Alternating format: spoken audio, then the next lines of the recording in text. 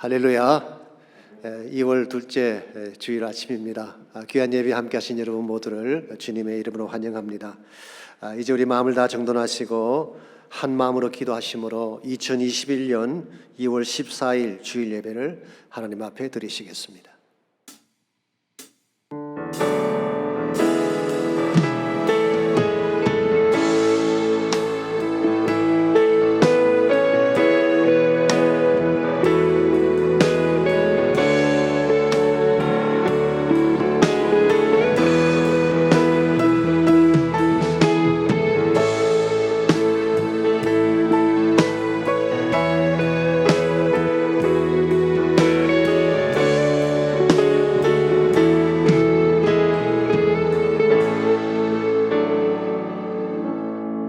할렐루야. 여호와께 감사하라. 그는 선하시며 그 인자하심이 영원하미로다.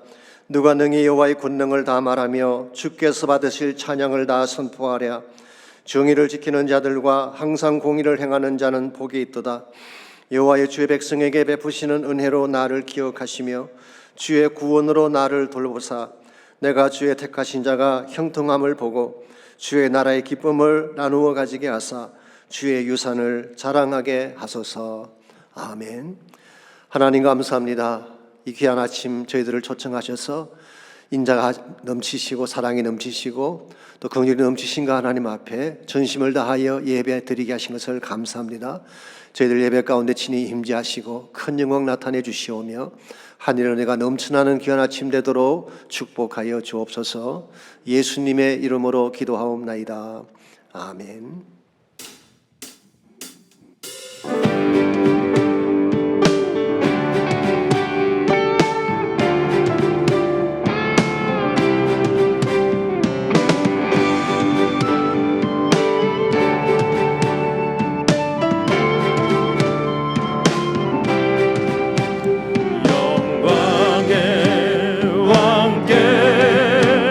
다 경배하며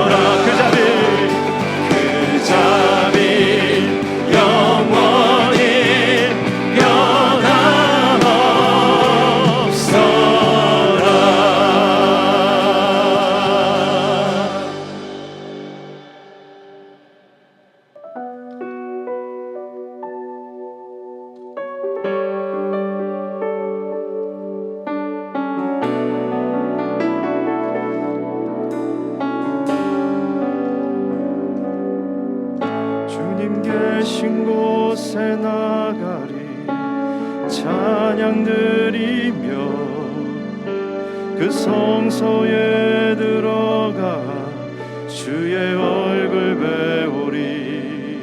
그 얼굴을 배울 때 주님의 은혜 넘치네. 엎드려 고백하네 주께. 주님 계신 곳에 나가리 찬양 드리며 그 성소에 들어가 주의 얼굴 배우리. 그 얼굴을 배울 때 주님의 은혜 넘치네. 엎드려 고백하네 주께. 주의 위엄 이곳에 가득해. 전능하신 하나님 아버지 찬양받기 합당한 존귀하신 주님. 주의 위엄 이곳에 가득해.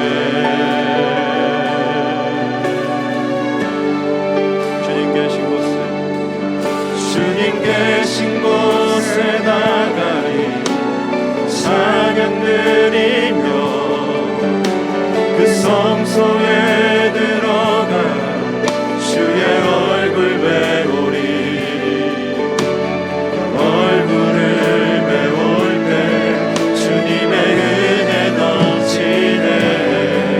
엎드려 고백하네 주께. 주의 위엄 이곳에 가득해. 전능하신 하나님 아버지 찬양받기 합당한 존귀하신 주님. 주의 위엄 이곳에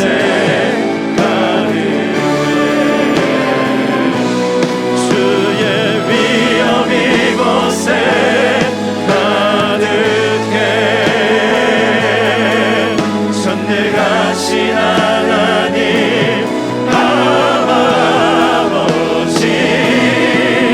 찬양받기 합당한 존귀하신 주님. 주의 위엄 이곳에 가득해. 주의 위엄 이곳에 가득해. 전능하신 하나님 아버지 찬양받기 합당한 존귀하신 주님. 주의 위엄 이곳에 가득해.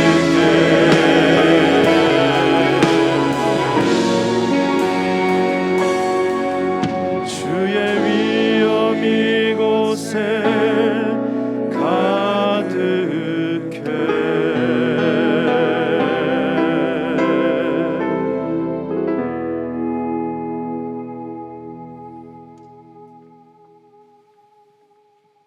사랑과 은혜의 주님 감사합니다.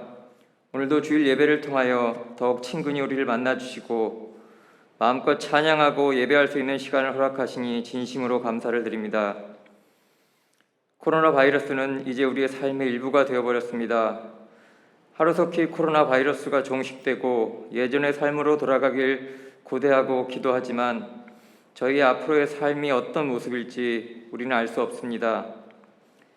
많은 각 분야의 전문가들이 코로나 이후의 삶에 대하여 이야기합니다. 교회의 위기에 대해 이야기합니다. 그러나 우리의 앞날을 인도하시고 우리의 미래를 아시는 분은 오직 하나님 한 분뿐이심을 저희의 입술을 통해 고백합니다. 한치 앞을 알 수 없는 내일을 걱정하고 두려워하기보다 우리에게 허락하신 오늘을 열심으로 살아내는 새누리교회 성도님들 되게 하여 주시옵소서. 모든 문제의 해답은 하나님께 있고 우리 마음의 평안 또한 주님 손에 달렸음을 알지만 저희는 여전히 두려움과 걱정이라는 장애물 앞에 흔들리고 무너지기도 합니다. 하루를 정신없이 쫓기듯 바삐 살다 보면 매 순간순간 주님을 떠올리지 못하고 그냥 그렇게 지쳐 하루를 마감하는 날들도 많습니다. 주님과 동행하지 않는 삶은 너무도 힘겹고 외롭습니다. 하나님이 어떤 분이신지 더욱 깊이 알고 싶습니다. 하나님이 주는 마음의 평안과 하나님으로 인한 영혼의 풍요로움을 맛보며 하루하루를 살기 원합니다. 내 이웃을 내 몸과 같이 사랑하라는 새 계명을 놓고 나의 이웃이 누구인지, 내가 그들을 위해 할 수 있는 것이 무엇인지 고민하고 묵상하고 실천하는 우리들 되게 하여 주시옵소서.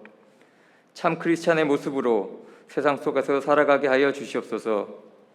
교회에서의 모습과 직장과 가정에서의 모습이 일치하는 삶을 살게 하여 주시옵소서. 천국의 소망만을 붙들고 이 땅에서 힘겹게 살아가는 것이 아니라 지금 우리가 서 있는 이곳에서, 내 가정에서, 내 직장에서 천국의 삶을 살아내는 우리들 되게 하여 주시옵소서. 오늘부터 시작하는 온라인 제자훈련을 통하여 예수님의 말씀을 더 배우고 예수님이 하신 일들과 앞으로 우리에게 행하실 일들에 대해 알아가는 귀한 시간 되게 하여 주시옵소서. 더 많은 주님의 참 제자들이 길러져서 그들로 인하여 세상이 조금 더 따뜻해지고 믿지 않는 자들이 주님의 사랑을 경험하게 되는 놀라운 역사가 일어나게 하여 주시옵소서. 박성근 담임 목사님과 사역자와 교사들을 위해 기도하기 원합니다. 하나님, 나라를 위하여, 교회를 위하여, 성도들을 위하여 애쓰고 기도하는 그들의 마음을 주님께서 아시오니 기쁨으로, 충만함으로 그들의 심령을 채우셔서 지치지 않고 낙심치 않고 힘있게 나아가는 자들 되게 하여 주시옵소서. 오늘 예배가 저희의 신령과 진정으로 드려지는 예배 되게 하시고 주님께서 마음껏 역사하시는 귀한 시간 되게 하여 주시옵소서. 이 모든 말씀 우리를 위해 십자가에 달리시고 다시 부활하신 예수 그리스도 이름으로 기도했습니다.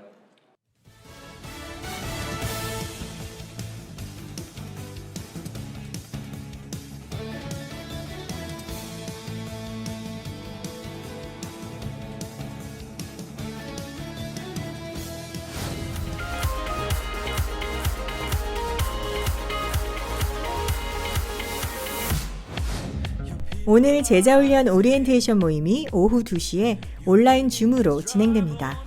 오늘까지 현관 안내석이나 교회 홈피에서 신청할 수 있습니다. 하나님께서 우리 모두에게 허락하신 축복의 기회를 놓치지 마시기 바랍니다. 각 약물이별로 함께 참여하면 더욱 좋습니다. 참고로 제자훈련 교재는 교회 사무실에서 픽업하실 수 있습니다.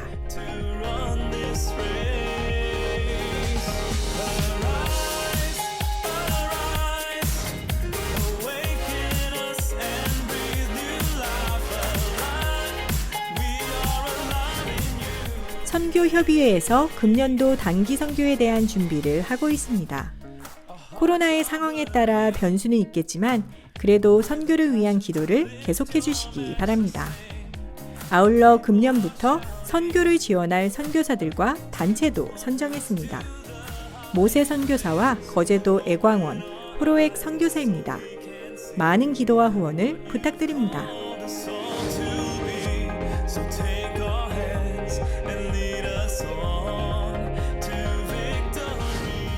유년부 어린이들을 사랑으로 섬길 교사들을 모집합니다. 구원에 확신이 있으신 성도님들은 누구든지 참여할 수 있습니다. 학부모님들의 적극적인 동참과 기도를 부탁드립니다. 주님 안에서 행복한 한 주 보내시길 바랍니다.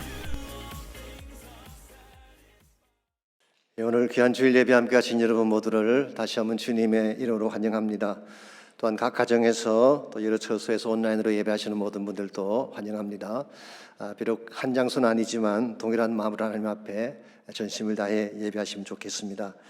광고에서 보신 것처럼 오늘부터 제자훈련이 시작됩니다. 많은 분들이 등록을 해주셨습니다만은 오늘까지 등록이 가능하다고 합니다. 등록하기를 원하시는 분들은 등록을 하시고 오후 2시에 있는 그 오리엔테이션, 줌으로 오리엔테이션에 참여해 주시기를 바랍니다.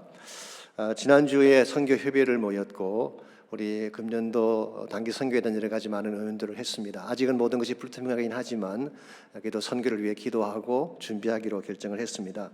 아울러서 광고에서 보신 것처럼 금년부터 세 곳에 선교사님이나 선교지가 더 애드가 됐습니다. 기도해 주시고 후원해 주시기를 바랍니다. 주일학교 사역을 위한 기도 계속해 주시기를 바라고, 특별히 유년부 교사 모집 광고가 나왔습니다. 여러분 가운데 가능하신 분들은 꼭 참여하셔서 도와주시면 큰 힘이 되겠습니다. 우리 그 외 나머지 광고들 잘 보셔서 우리 함께 해 주시기를 바랍니다. 함께 기도하겠습니다. 좋으신 하나님 감사합니다. 저는 한 주간도 저희들의 삶의 터전을 지켜주시고 하나님 백성답게 살 수 있도록 은혜와 능력 부어주신 것을 감사합니다. 이 시간 주 앞에 예배하는 가운데에 하나님의 은혜가 너무 감사해서 소중한 예물 정성을 다해 주께 올립니다. 11조 헌물과 감사의 예물들과 선교와 구제를 위해 드려진 모든 헌물을 축복해 주시고 믿음으로 드리는 성도들 가정가정에 하나님이 약속하신 은혜가 차고 넘치게 하시고 더 강하고 담대한 믿음으로 승리하는 모든 주의 백성 될 수 있도록 축복하여 주시옵소서. 예수님의 이름으로 기도하옵나이다. 아멘.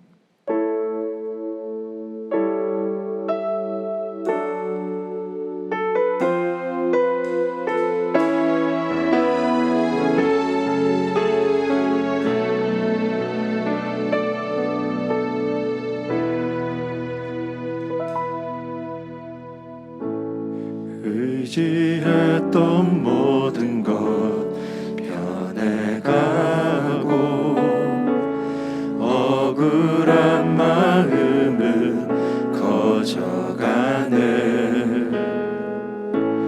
부끄러움 없이 살고 싶은 마음 주님 아시네.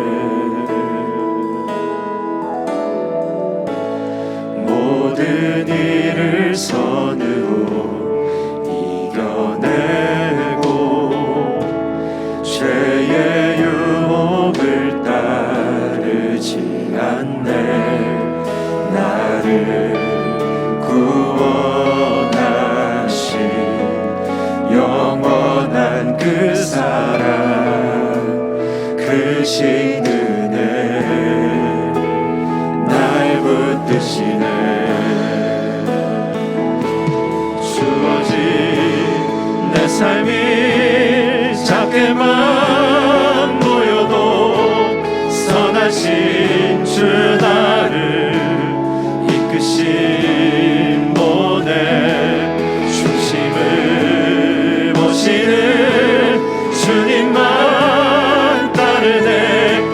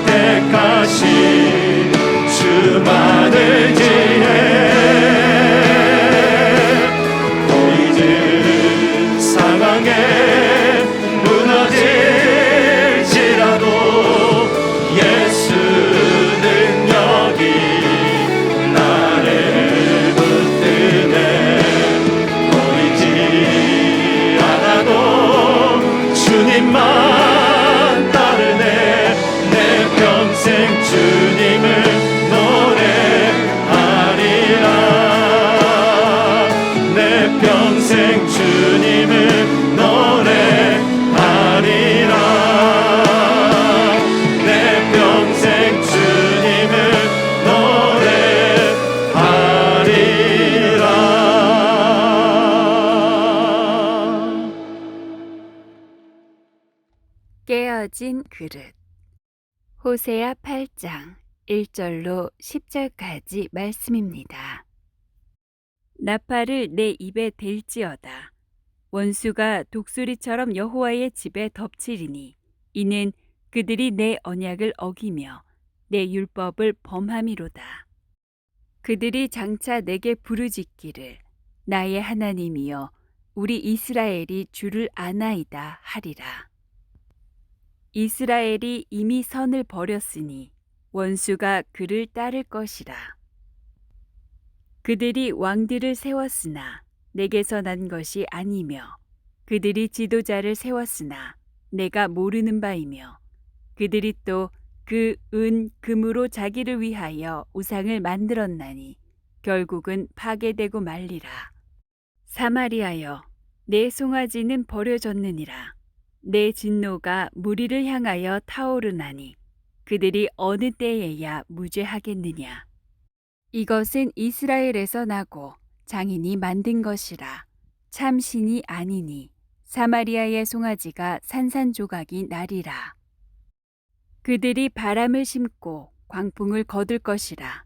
심은 것이 줄기가 없으며 이삭은 열매를 맺지 못할 것이요 혹시 맺을지라도 이방 사람이 삼키리라. 이스라엘은 이미 삼켜졌은즉 이제 여러 나라 가운데에 있는 것이 즐겨 쓰지 아니하는 그릇 같도다. 그들이 홀로 떨어진 들나귀처럼 아수르로 갔고 에브라임이 값주고 사랑하는 자들을 얻었도다. 그들이 여러 나라에게 값을 주었을지라도 이제 내가 그들을 모으리니 그들은 지도자의 임금이 지워준 짐으로 말미암아 쇠하기를 시작하리라.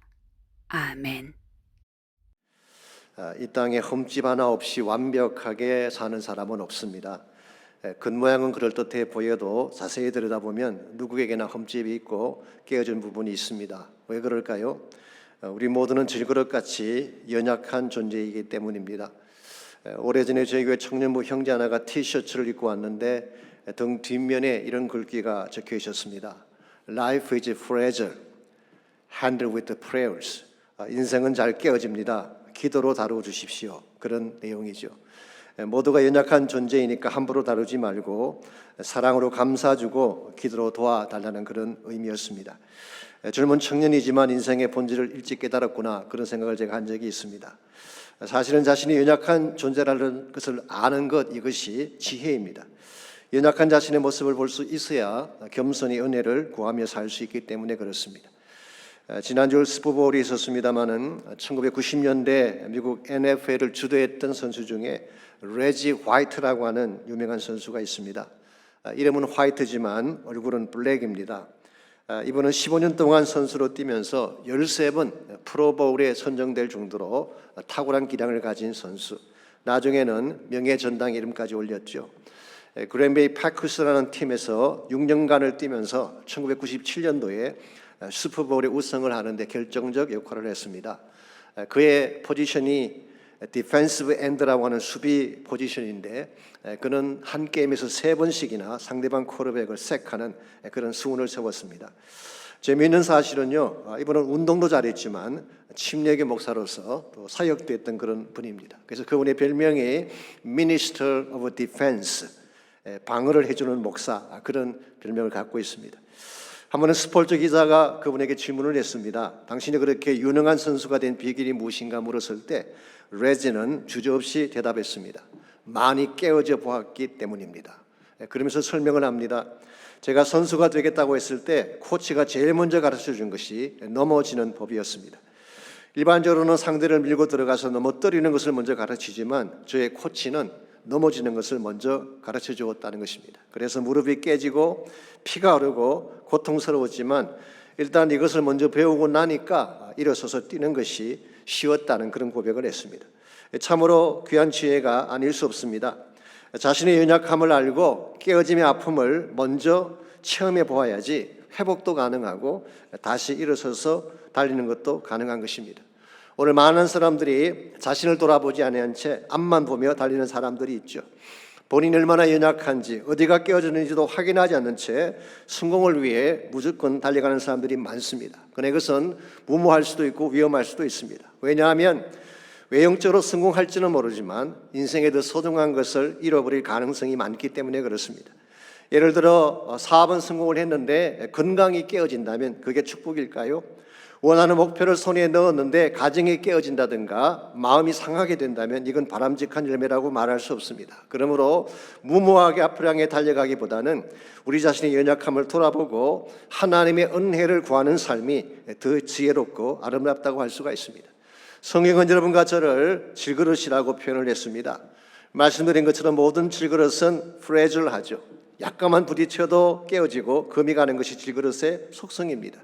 이 사실을 잘 알고 이 모든 질그릇을 새롭게 변화시킬 유일한 능력자이신 하나님께로 나아가야지 회복도 가능하고 치유도 가능한 것입니다.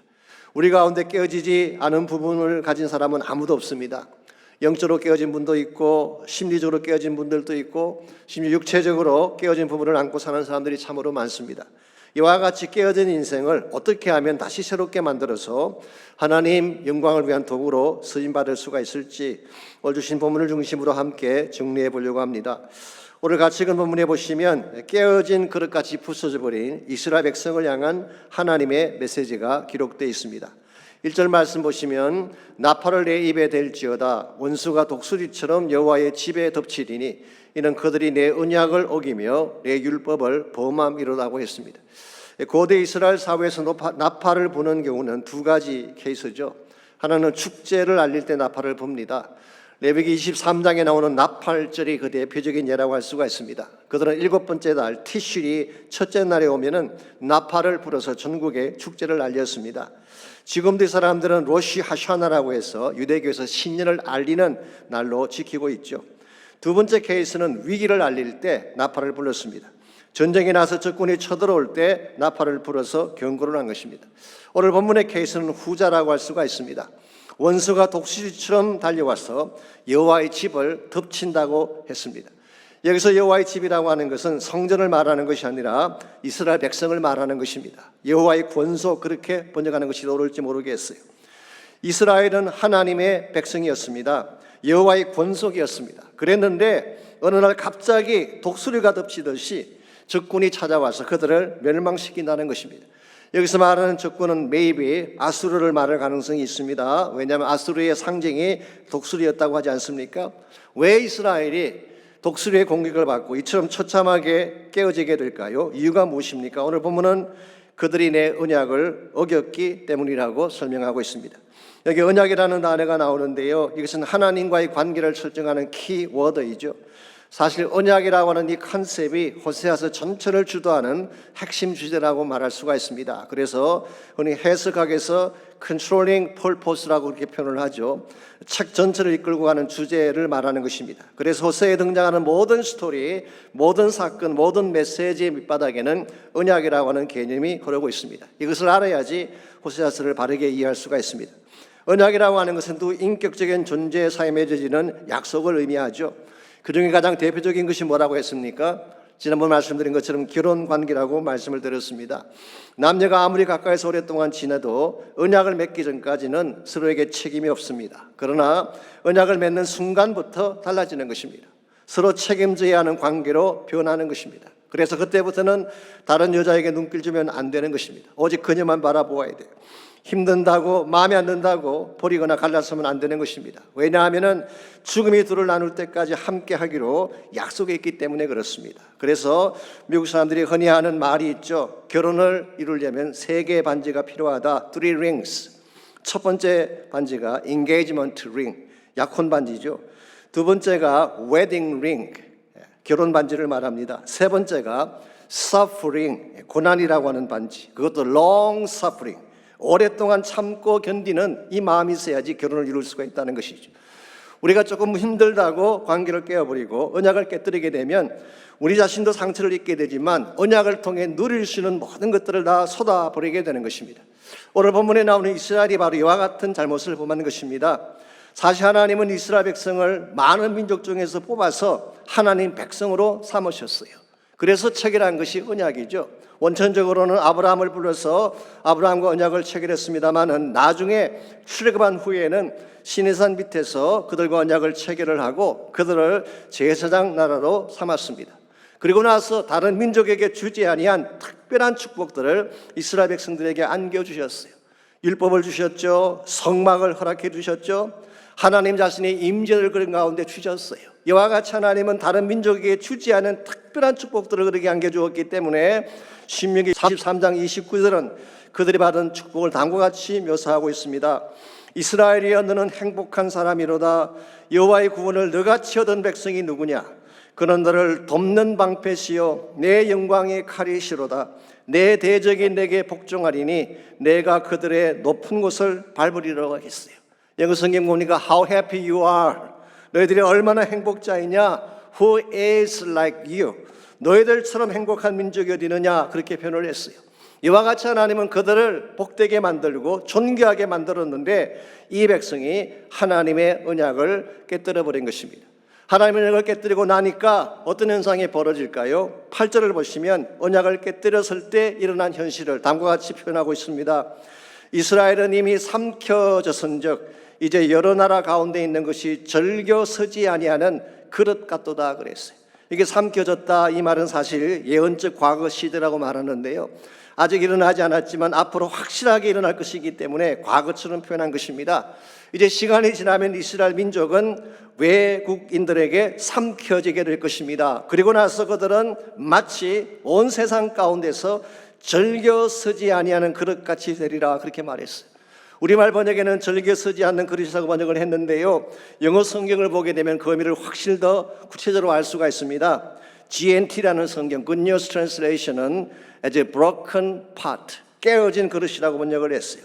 New Living Translation은 discarded pot, 버려진 그릇이다 그렇게 번역을 했고, The Message Bible은 좀 더 심하게 번역을 했습니다. Piece of junk, 정크 조각이다, 쓰레기 조각이다 그렇게 번역을 했습니다.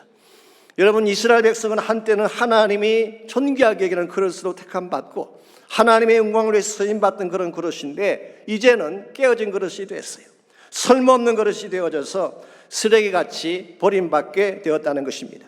이 모든 이유는 한마디로 언약을 깨었기 때문인 것입니다. 여러분, 하나님과의 언약이 깨어지게 되면 인생의 모든 것이 다 깨어지는 것입니다. 모든 것들이 다 부서지게 되고 산산조각이 난다는 사실, 이런 면에서 다른 것은 몰라도 언약을 깨는 것은 굉장히 위험한 행위가 아닐 수가 없습니다. 언약이 깨어지게 되면 첫 번째로 영적으로 하나님과 단절되게 됩니다. 더 이상 하나님과 교제할 수 없고 하나님을 예배할 수 없게 되는 것입니다. 둘째로 심령이 깨어지게 됩니다. 상한 마음, 분한 마음, 정오심과 선뿌리가 마음을 가득 채우게 되는 것이죠. 세 번째로 이렇게 되면 인간관계가 다 깨어지는 것입니다. 그래서 상처를 주고 상처를 받는 이와 같은 아픔을 겪는 것이죠. 마지막으로 육체에는 질병이 찾아오는 것입니다. 마음의 평화가 깨어지는 것을 디지즈라고 그러잖아요. 병이라고 부르지 않습니까? 한마디로 요약하면 너같이 행복한 자가 어디 있느냐, How happy you are 라고 불림받던 그 인생이 너같이 비참한 자가 어디 있느냐, How miserable you are 라고 불리게 되는 것. 이게 바로 언약이 깨어졌을 때 일어난 현실이라고 할 수가 있습니다. 이런 면에서 여러분과 저의 삶 가운데 다른 것은 몰라도 언약을 깨뜨리면 안 돼요. 혹시 우리가 잘못을 범하고 죄를 범함으로 말미암아 언약이 깨어졌다면 어떻게 해야 될까요? 이것을 반드시 회복을 해야 되는 것입니다. 그래서 언약을 회복하고 하나님께로 나아가서 버려진 그릇이 아니라 다시 존귀한 그릇이 되어져야지 우리가 하나님께 바르게 수임받을 수가 있고 영광된 인생을 살아갈 수가 있게 되는 것입니다. 그렇다면 어떻게 할 때 깨어진 우리 인생이 하나님으로 말미암아 다시 회복을 받고 하나님 앞에 영광된 그릇으로 수임받으며 살 수가 있을까요? 오늘 같이 묵독한 본문에 보시면 깨어진 그릇을 회복하는 몇 가지 단계가 오늘 본문에 소개가 되어 있습니다. 첫 번째 단계가 하나님을 재인식하는 것입니다. 우리가 깨어진 그릇을 회복하려면 하나님에 대한 재인식이 있어야 되는 것입니다. 즉 하나님이 얼마나 소중한 분인가를 다시 인식하고 하나님께로 돌아와야지 새 출발할 수 있다 그런 뜻입니다. 2절 말씀 보겠습니다. 그들이 장차 내게 부르짖기를 나의 하나님이여 우리 이스라엘이 주를 아나이다 하리라 그랬어요. 사실 이 말씀에 대한 해석은 두 가지입니다. 첫 번째 해석은 부정적으로 해석하는 것이죠. 너희들이 나중에 하나님을 압니다라고 고백을 하지만 it's too late. 그런 입술만의 고백으로 충분하지 않다. 그렇게 보는 해석이 하나 있습니다. 그러나 또 한 가지 해석은 그들이 나중에 진짜 하나님께로 돌아와서 하나님을 고백한다고 해석을 하는 것입니다. 그래서 장차라는 표현을 쓴 것입니다. 이게 장차라고 하는 것은 지금이 아니라 미래의 어느 날을 강조하는 말이죠. 비록 지금은 그들이 하나님의 언약을 깨뜨렸습니다. 그 결과 심판을 직면하게 되긴 했지만 장차 어떤 날이 오면 그들이 다시 나의 하나님 우리가 주를 아나이다 라고 고백할 날이 온다는 것이죠. 저는 개인적으로 이 두 번째 해석이 맞다고 생각을 합니다. 왜냐하면 이것이 호세아서 전체 문맥과 통하기 때문에 그렇습니다. 하나님은 심판을 하시지만 다시 회복하신다고 하는 것이 호세아서 전체 흐름 아닙니까? 1장 10절에도 그 내용이 나와 있고 2장 23절, 3장 5절, 6장 2절 등을 보시면은 이와 같은 것이 반복적으로 기록된 것을 볼 수가 있습니다. 그래서 많은 영어 성경들은 오늘 이 본문을 My God, we acknowledge you. 하나님, 나의 하나님, 우리가 당신을 진실로 인정합니다, 인식합니다. 그렇게 번역한 것입니다. 여러분 일반적으로요 무엇인가 가까이 있을 때는 그것의 소중함을 잘 알지 못합니다. 그런데 잃어버렸을 때 그것이 얼마나 소중했는가를 깨닫고 아쉬워하게 되죠. 예를 들어서 우리 건강이라고 하는 것, 건강할 때는 그것이 얼마나 귀한지 잘 모릅니다. 당연시 여기죠. 그런데 건강 잃고 나면 건강이 얼마나 소중한가를 깨닫지 않습니까? 아내도 마찬가지입니다. 평소에는 귀찮게 느껴지고 왼수같이 생각할지 모르지만 아내 없이 한번 지내보세요. 얼마나 그립고 아쉬운 존재인지 비로소 알게 되는 것이죠. 하나님도 마찬가지라는 것입니다. 하나님이 가까이 계실 때는 그 임재의 소중함을 몰랐어요. 그들이 자유롭게 성전을 출입하면서 자유롭게 예배 드릴 때는 그 예배가 얼마나 귀한 줄을 몰랐던 것입니다. 그랬는데 이제 삶의 터전이 다 무너지고 가진 것 다 빼앗기고 먼 나라 이방 땅에 끌려간 후에야 그들이 비로소 깨닫게 된 사실이 뭐라는 것입니까? 주 떠나가시면 아무것도 아니구나. 그때서야 비로소 We acknowledge you. 이제 우리가 당신을 인정합니다. 당신을 고백합니다. 그렇게 말한다는 것입니다.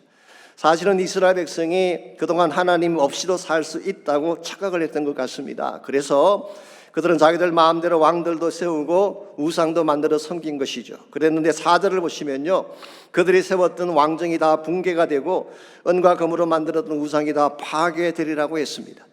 5절과 6절 말씀 보시게 되면 사마리아가 세웠던 송아지가 산산조각이 날 것이다 그렇게 말씀했어요.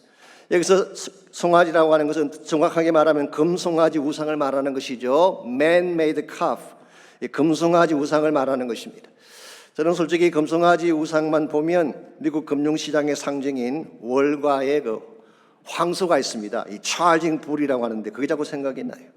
제가 자료를 찾아봤더니요, 이것이 만들어진 것이 1989년도라고 합니다. 기억나실지 모르지만 1987년도에 월스트리트 역사상 최대 주가가 폭락했던 블랙 만데이가 있었어요. 그때 많은 투자가들이 패닉 상태에 빠져서 빠져나오질 못했습니다. 어떻게 하면 이것을 풀고 주가 상승을 시도할 수가 있을까라고 해서 뉴욕 거래소 앞에 설치한 것이 찰징 불이라고 하는 황소 큰 거 하나 만들어서 조각품을 세운 것입니다. 그래서 그것을 만지면 행운이 온다고 해서 지금도 많은 관광객들이 끊어지지 않는다고 하고 있죠. 특별히 그것도 특정 부위를 만져서 그것이 반짝반짝 빛이 난다고 하는데요. 과연 여러분께서 그 황소를 만지면 그것이 축복을 가져올까요? 그렇지 않습니다. 황소가 무슨 힘이 있겠어요? 사람이 만든 우상이 무슨 능력이 있겠어요? 오히려 7절 말씀 보시게 되면 그들이 이와 같이 금송아지를 신뢰하고 금송아지에게 인생을 걸었기 때문에 7절을 보시면 그들의 삶이 어떻게 되는다고 했습니까? 그들이 바람을 심고 광풍을 거둘 것이라. 심은 것이 줄기가 없으며 이삭은 열매를 맺지 못할 것이요 혹시 맺을지라도 이방 사람이 삼킬 것이라고 했습니다. 곡식을 심으면 열매를 거두어야 되는데 오늘 성경은 말하기를 바람을 심고 광풍을 거둔대요. 흠한 것을 심고 재앙을 거둔다 그런 뜻이에요. 심었는데 열매가 없습니다. 설사 거둔다고 할지라도 다 강탈당할 것이라고 했습니다. 바로 이와 같은 것이 하나님 떠난 인생의 현주세요. 하나님 없이 살아온 인생의 모습이라고 할 수가 있습니다. 이런 면에서 오늘 여러분과 저의 삶 가운데도 금송아지 우상이 있을지 모르지만 금송아지 우상에게 여러분 인생을 걸면 안 돼요. 돈을 갖게 되고 재물을 소유하게 되고 세상적인 것을 많이 갖게 되면 그것이 나의 인생을 보호해주고 책임져 줄 줄 알지만 결코 그렇지 않다는 것입니다. 제가 얼마 전에 어떤 글을 보니까 미국의 대표적인 코미디 배우인 짐 캐리가 이런 말한 것이 있었어요. 이렇게 말했습니다. 나는 모든 사람이 부자가 되고 유명해지고 자신이 꿈꿨던 꿈을 다 성취하여 정상에 올라가 보기를 원한다. 왜냐하면 그래야 그것이 행복의 담이 아님을 깨달을 수 있기 때문에. I wish everybody get rich and famous. Do everything they dreamed of.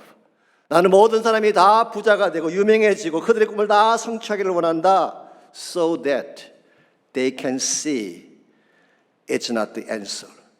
그때서야 비로소 그것이 답이 아니라는 것을 알 것이기 때문에. 혹시 아실지 모르지만 짐 캐리라는 배우는 미국 최고 인기 배우였습니다. 최고 절정까지 올라간 사람이었죠. 그가 소유한 자산만 1억 8천만 불이 넘습니다. 그럼에도 불구하고 금송아지가 인생의 답이 아니라고 말한 것입니다. 실제로 이 짐 캐리는 본인은 사람을 웃기는 코미디언임에도 불구하고 정작 자신은 프로잭이라고 하는 우울증 약을 먹지 않으면 잠을 이루지 못하는 우울증 환자로 알려져 있습니다. 오늘 세상이 여러분에게 만족 줄 수 없어요. 금송아지가 우리 인생을 책임질 수가 없는 것입니다. 이 세상에 아무리 위대한 것, 화려한 것이라도 깨진 우리 인생을 회복시킬 능력을 갖고 있지 않습니다. 오직 유일하게 가능하신 분은 바로 하나님밖에 없어요. 하나님께로 돌아갈 때에 그분을 나의 주인으로 인식하고 그분의 은혜 안에 들어올 때에 우리 삶이 다시 변화되기 시작하고 새 삶을 출발할 수가 있게 되는 것입니다. 이런 면에서 깨어진 그릇을 회복하는 첫 번째 단계는 하나님으로 다시 인식하는 거예요. 두 번째는 영성의 변화가 필요합니다. 영성의 변화. 여러분, 하나님과의 관계가 깨어지게 되면 영적인 취향이 바뀌는 것 혹시 아세요? 하나님이 좋아하시는 것이 싫어지게 돼요. 그리고 반대로 세상이 좋아하는 것을 좋아하게 되는, 이게 영적 취향이 변하는 것입니다. 오늘 여러분과 저의 삶 가운데 이 잘못된 삐뚤어진 영적 취향을 바꾸지 아니하면 진정한 차원의 회복을 이룰 수가 없다는 뜻입니다. 3절 말씀 보시기 바랍니다. 하나님과의 언약이 깨어지고 나니까 이스라엘의 영적 취향이 어떻게 변했는지가 나와 있어요. 이스라엘이 이미 선을 버렸으니 원수가 그를 따를 것이라고 했습니다. 옛날 성경인 개역 한글에서는 이스라엘이 선을 싫어했다 그렇게 번역을 했어요. 싫어했으니까 물론 버렸겠죠. 여러분, 여기서 선이라고 하는 이 말은 굉장히 포괄적인 것입니다. 하나님께 속한 건 다 선한 것이에요. 진리, 정의, 거룩, 사랑, 섬김, 베품, 예배, 기도, 이 모든 것들을 다 선이라고 말하고 있어요. 더 정확하게 말하면 하나님 자체가 선이시죠. 그런데 언약이 깨어지고 나면 하나님께 속한 이 모든 것들이 다 싫어진다는 거예요. 왜 그럴까요? 하나님과 관계가 깨어지게 되면 그때부터 우리 심령 가운데 육체의 소욕이 지배하기 시작하기 때문에 그런 것입니다. 그래서 내 안에 육체적인 소욕이 나의 마음을 다스리게 되면 하나님의 것이 싫어지기 시작해요. 영적인 것이 거북하고 부담스럽고 피하고 싶어지게 되는 것입니다. 그래서 사도 바울은 갈라디아서 5장 17절에서 육체의 소욕은 성령을 거스리고 성령은 육체를 거스린다는 말씀을 하셨어요. 육체의 소욕과 성령은 서로 상반되는 본성을 가지고 있다, 그런 뜻이에요. 그러므로 오늘 여러분과 제 마음 가운데에 참된 차원의 변화가 일어나려면 단순히 겉모양만 바꿔서는 충분하지가 않습니다. 단순히 노력한다든가 의지력을 가지고 애쓴다고 되는 게 아니에요. 내 안에 육신의 소욕이 아니라 성령이 다스리게 할 때에, 그때 우리 마음의 진정한 변화가 시작이 되는 것입니다. 오늘 여러분과 제가 누군가를 사랑하게 되면 그 사람이 하는 모든 것들이 다 좋아 보이게 돼요. 그렇잖아요. 아내나 남편을 사랑하게 되면 뭐래도 다 예뻐 보이잖아요. 근데 관계가 깨어지면 어떻게 되나요? 모든 게 다 믿게 보이는 것입니다. 시댁을 싫어하면 시금치도 안 먹는다 그러잖아요. 시자가 들어가는 건 다 싫으니까. 하나님과의 관계도 마찬가지입니다. 하나님과의 관계가 깨어지게 되면 영적인 것이 싫어지기 시작하고 하나님과 같이 가는 것이 부담스럽게 되는 것입니다. 그래서 실제로 성도들 가운데 보게 되면 뭐 놀고 먹는 이야기 할 때는 눈이 반짝반짝거리다가 기도하자, 예배드리자 그러면 갑자기 얼굴이 어두워지고 심지어 경기를 일으키는 그런 분들이 있어요. 왜 그럴까요? 마음 중심에 육신의 소욕이 가득 차 있기 때문에 영적인 것이 싫은 것입니다. 성령의 사람은 그렇지 않아요. 성령의 사람은 죄 짓는 것이 불편합니다. 세상 가운데 가하면서 악을 행하는 것이 불편해요. 선교하지 않고 기도하지 않고 예배 드리지 않으면 마음에 견딜 수 없는 고통이 찾아오는 것입니다. 왜 그럴까요? 성령이 그 마음을 지배하고 있기 때문에 그런 것입니다. 저는 여러분의 마음 중심에 성령이 다스리는 심령이 되시기를 바랍니다. 성령이 다스릴 때에 하나님이 기뻐하는 모든 것이 나의 기쁨이 되는 것입니다. 이전엔 세상나게 기뻤지만 지금 나의 기쁨은 오직 예수 한 분뿐이라고 찬양하게 되는 이유가 내 안에 성령께서 지배할 때 일어나는 사건이에요. 갈라디아서 5장 19절에서 23절은 성령이 지배했을 때 일어날 현상을 이렇게 묘사합니다. 성령이 지배하게 되면 음행이 떠나갑니다. 더러운 것, 분쟁, 시기, 당짓는 것, 술 취함, 방탕함, 이 모든 것이 다 떠나가고 그 대신 사랑과 희락과 화평과 오래 참음과 자비와 양성과 충성과 온유와 절제가 우리 마음에 가득 차게 된다고 했어요. 이걸 우리는 흔히 성령의 열매라고 부르고 있죠. 우리의 마음속에 성령이 지배함으로 말미암아 성령의 열매가 가득 차게 될 때에 어떠한 상처도 이길 수 있게 되고 어떠한 선뿌리도 도려내게 되고 결과적으로 우리는 깨어진 인생을 건강한 인생으로 바꿀 수 있게 되는 것입니다. 이런 의미에서 우리 마음에 무엇을 품고 사느냐가 참으로 중요합니다. 여러분이 출애굽기를 쭉 읽어보시면요, 재미있는 사실 하나를 발견할 수가 있습니다. 모세는 40년 동안 애굽에서 살면서 애굽의 최고의 문화, 최고의 지성, 최고의 영화를 다 누려본 그런 사람이에요. 그렇죠? 40년 동안 왕자로 살았으니까. 그런데 단 한 번도 모세는 애굽으로 돌아가자고 말한 적이 없었어요. 그런데 이스라엘 백성은요, 애굽에 살면서 저 밑바닥에서 노예처럼 노동했습니다. 제대로 먹지도 못하고 대우도 받지 못하고 그냥 채찍 맞으며 두들겨 맞으며 그렇게 겨우겨우 살았어요. 그랬는데 이스라엘 백성은 틈만 나면 애굽으로 돌아가자고 주장을 했어요. 왜 그랬을까요? 여러분 이상하지 않습니까? 진짜 애굽의 영화를 다 맛본 모세는 한 번도 돌아가자고 말하지 않는데 고생고생하며 살아왔던 노예로 살아왔던 그 사람들은 애굽으로 돌아가자고 하니 이게 이상하지 않습니까?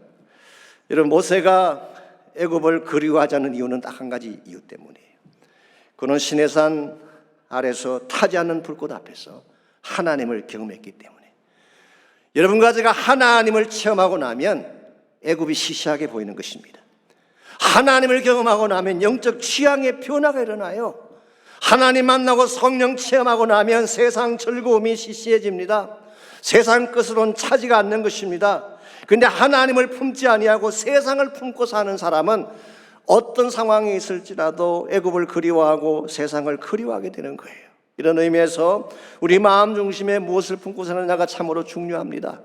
이제 여러분의 마음의 중심을 한번 체크해 보십시오. 여러분 마음속에 세상이 자리 잡고 있는지 성령께서 자리 잡고 계신지, 우리의 삶이 진정 변화를 받고 참된 능력 가운데 살기를 소원한다면 성령이 우리 마음 중심에 계시하는 것입니다.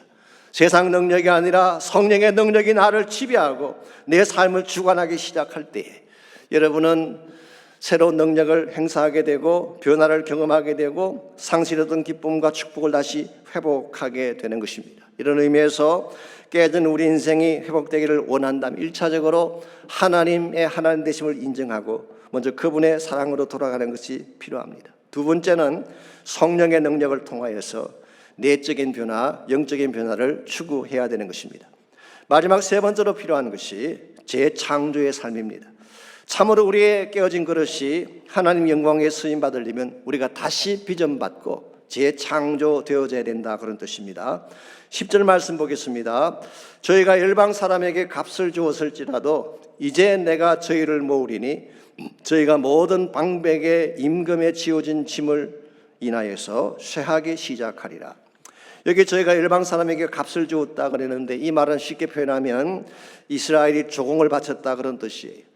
나라가 약해지든지 망하게 되면 강대 국가에게 조공을 바치지 않습니까? 실제로 열왕기하 15장 17절에서 20절을 보시면은 이스라엘 왕 머나헴이 아스로 왕의 선처를 구하면서 뇌물을 바친 기록이 나오고 있습니다. 이와 같이 이스라엘이 쇠퇴해지면서 약해지면서 조공을 갖다 바치고 뇌물을 갖다 바치다 보니까 이방 왕들이 지어진 짐 때문에 국력이 쇠퇴하게 되었다 그런 뜻이에요. 그런데 이게 한 가지 중요한 사실이 있습니다. 그럴지라도 너희들이 이와 같이 이방인들에게 값을 지불하고 쇠퇴하며 망해갈지라도 이제 내가 저희를 모으리라 그랬어요. 이게 무슨 뜻일까요? 이건 역시 두 가지 해석이 있긴 합니다. 첫 번째 해석은 심판을 위해 모으신다, 그렇게 해석하는 것이 있어요. 실제로 뉴 리빙 트랜슬레이션이 그렇게 번역을 해놓았어요. 하나님이 심판을 위해 그들을 다시 모으신다, 그렇게 번역을 해놓았는데요. 저는 개인적으로 그 해석보다는 하나님이 회복을 위해 다시 모으신다고 그렇게 저는 보고 싶습니다. 왜냐하면은 70인역이라고 있죠.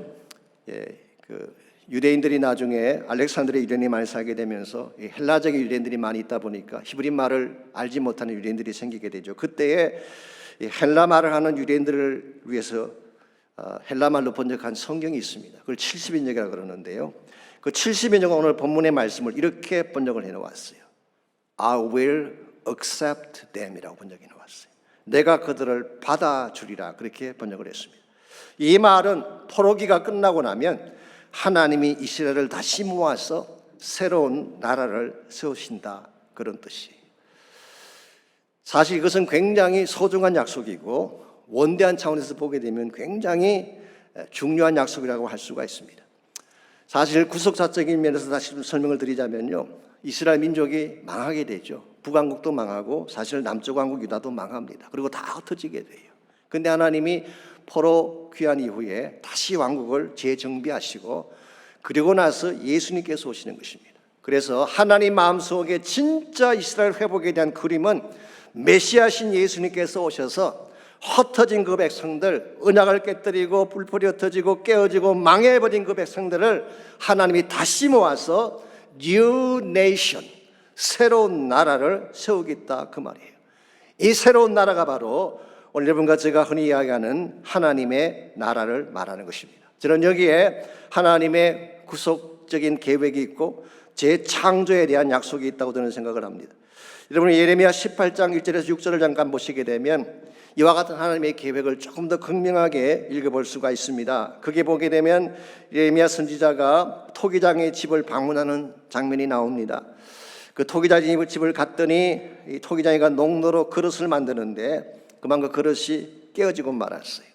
자, 일반적으로 그릇을 만들다가 깨어지면 어떻게 하는 것이 일반적입니까? 버리는 것입니다. 당연히 버리는 것이죠. 그런데 4절을 보니까 이 토기장이는 깨어진 그릇을 버리지 않고 그것을 자기 의견에 좋은 대로 다른 그릇을 만들더라 그랬어요. 이게 사실은 복음입니다.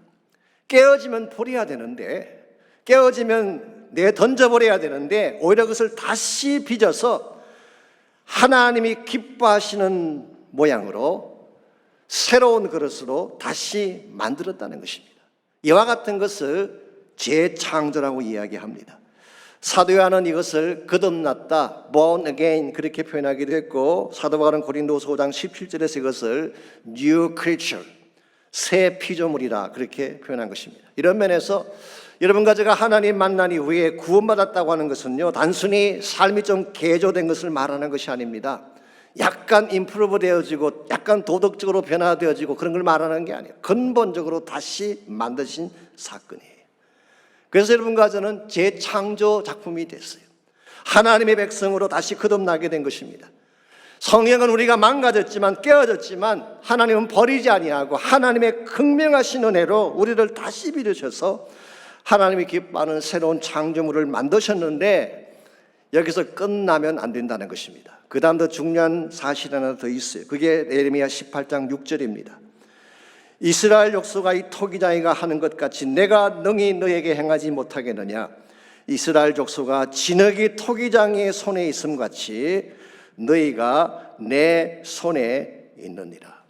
다시 빚어진 후에, 새 창조로 만든 후에 이 새 창조 피조물이 있어야 될 위치가 어디라는 것입니까? 하나님 손 안이라고 하는 것입니다. 우리가 구원받은 이후에 하나님 손 안에 거해야지 우리가 성장도 가능하고 능력도 받을 수가 있게 되는 것이지, 그냥 구원받은 것으로 끝나서는 아무것도 할 수가 없는 것입니다. 어떤 분은 그렇게 말하죠. 믿음으로 구원받았으면 됐지 또 다른 뭐가 필요한 게 있나, 그렇게 말씀하실지 모르지만요, 그렇지 않습니다. 물론 믿기만 하면 천국 가죠. 그러나 하나님이 여러분 가족을 구원하신 목적이 단순히 천국으로 데려가기 위함 뿐일까요? 저는 거기에 동의하지 않습니다. 하나님 여러분 가족을 구원하신 진짜 목적은 우리를 구원한 이후에 하나님 나라 목적으로 서기 위한 목적이 있어요.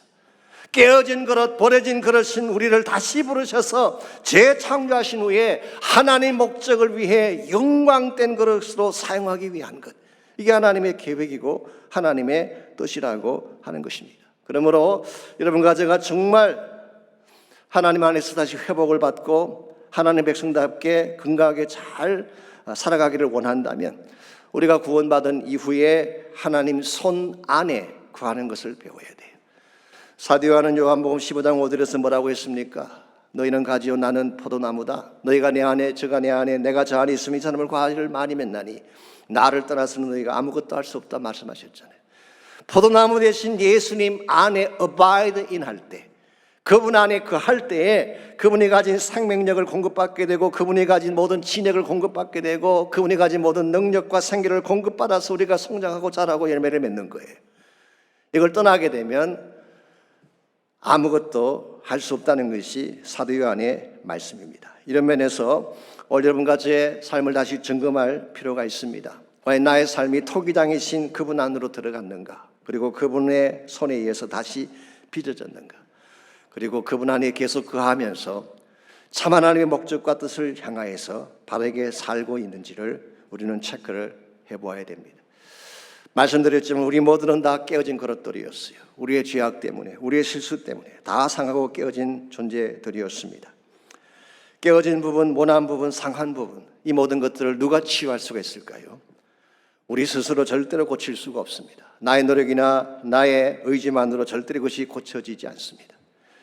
토기장이신 하나님께 나아가서 그분 손 안에 잡히게 될 때 그분이 우리를 다시 고쳐주시고 치료해 주시고 새롭게 변화시켜 주시는 것입니다. 오늘 여러분의 인생이 하나님 안에 있기를 바랍니다. 그분 안에서 그분의 만지심을 받을 수 있기를 바랍니다. 그리고 성령께서 우리의 마음을 지배하심으로 말미암아 이제 육신의 소욕을 따라 사는 인생이 아니라 성령의 소욕을 따라서 참 생명과 영광된 빛을 향해 살아갈 수 있도록 여러분 새롭게 결단하시기를 바랍니다. 그리고 아무리 노력해도 깨어지지 않는 치료되지 않는 우리 인생의 깨어진 부분들을 하나님 은혜 앞에 갖고 나가서 그분의 만지심을 구하고 그분의 치유하심을 구함으로 말미암아 그분 안에서 다시 회복받고 영광된 그릇으로 변화되어져서 주의 영광 위에 살아갈 수 있도록 결단하며 헌신하는 시간이 있기를 바랍니다. 우리 다 함께 우리 기도할 때에 정말 깨어진 우리의 모습을 있는 그대로 주님 앞에 고백하며 하나님의 은혜를 붙잡으며 기도하시기를 바랍니다. 나의 깨어진 마음, 나의 깨어진 가정, 나의 깨어진 삶의 터전, 나의 힘으로 고칠 수 없습니다. 치료자이신 하나님, 토기장이신 하나님 직접 만져주시고 치료해 주셔서 다시 나의 삶이 건강하게 새롭게 변화될 수 있도록 은혜를 베풀어 달라고 기도하시기 바랍니다. 내 마음 중심에 아직도 육체의 소욕이 다스리고 있다면 이 시간 나의 마음에 성령을 초청하십시오. 성령이 지배하시도록 나의 마음을 들이시기를 바랍니다. 성령께서 시간 나에게 임하셔서 나의 머리끝부터 발끝까지 기름 부어주시고 온전히 성령에 사로잡힌 존재가 되게 해주셔서 성령의 사람으로 살게 해달라고 기도하시기를 바랍니다. 그리고 우리의 남은 생애가 그저 살다 그저 가는 인생이 아니라 하나님 나라의 영광된 그릇으로 쓰임받도록 하나님의 목적을 위해 바르게 쓰임받을 수 있도록 여러분 결단하며 기도하시면 좋겠습니다. 우리 같이 한 목소리로 우리 결단의 기도 드립니다. 살아계신 하나님 감사합니다. 우리를 사랑해 주시고 우리를 새롭게 빚어내어 주셔서 다시 새로운 창조물이 되게 하신 것을 감사합니다. 우리는 죄를 지었고 우리는 깨어졌고 우리는 상처투성이로 살아왔지만 그럴지라도 하나님 우리를 버리지 아니하시고 다시 부르셔서 다시 만들어 주셔서 새롭게 하신 은혜를 감사합니다. 이제 우리의 창조자이신 하나님 안에 거하면서 주님의 능력과 성령의 은혜 안에 거하면서 마땅해야 될 마땅한 바른 일들을 감당하게 도와주시고 이 세상에서 그 향하여 살아가는 인생이 아니라 하나님 나라 영광을 위해 쓰임받을 수 있는 존귀한 그릇들이 다 되게 하여 주시옵소서. 주님 이 시간 특별히 기도합니다. 연약한 중에 상처 가운데 깨어진 가운데 부르짖는 능력이라는 데가 없습니다면 성령님 이 시간 그 마음을 만져주시기를 원합니다. 치료해 주시기를 원합니다. 그 상처를 딛고 일어나 건강한 모습으로 일어날 수 있도록 은혜를 베풀어 주시기를 원합니다. 하나님의 몸된 교회가 주의 영으로 가득 찬 교회가 되게 하셔서 세상적인 것을 추구하지 않게 하시고 주의 나라의 영광을 추구하게 하시고 주의 나라 비전을 추구할 수 있는 교회가 될 수 있도록 하나님 이 교회를 이렇게 축복하여 주시옵소서. 마음이 상한 자를 고치시는 주님, 하늘의 아버지 날 주관하소서. 주의 길로 인도하사 자유케 하소서. 새 일을 행하사 붙게 하소서. 의에 줄이고 목이 마르니 성령의 길을 부소서. 의에 줄이고 목이 마르니 내 잔을 채워주소서. 성령으로 채우사 주보게 하소서. 주의 임재 속에 은혜 알게 하소서. 주 뜻대로 살아가리 세상 끝날까지. 나를 믿으시고 새날 열어주소서. 의에 줄이고 목이 마르니 성령의 길을 부소서. 의에 줄이고 목이 마르니 내 잔을 채워주소서. 의에 줄이고 목이 마르니 성령의 길을 부소서. 의에 줄이고 목이 마르니 내 잔을 채워주소서.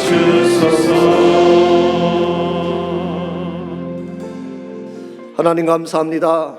우리의 죄로 말미암아 깨어지고 상한 인생을 그래도 하나님 버리지 아니하시고 예수의 보혈로 다시 빚어내어 주시고 성령으로 다시 만들어 주셔서 하나님의 사람 되게 하신 것을 감사합니다. 지나간 우리의 과거들은 다 내려놓게 하시고 이제는 예수 그리스도 안에 있는 권능을 바라보며 성령의 권세를 보여잡고 나를 부르시는 비전을 향하여 담대하게 달려나갈 수 있는 주의 백성들 다 되게 하여 주시옵소서. 이제는 우리 구주 예수 그리스도의 은혜와 하나님 아버지의 무한하신 사랑과 성령님의 충만한 임재하심이 이 시간 주 앞에 나와 전심을 다해 예배하고 돌아가는 성도님들과 각 가정에서 각 처소에서 함께 예배드린 모든 사랑하는 지체들, 또 그들의 가정과 삶의 터전과 자녀들과 자손들 위해 이제로부터 항상 함께하여 주시기를 살아계신 예수 그리스도의 이름으로 간절히 축원하옵나이다. 아멘.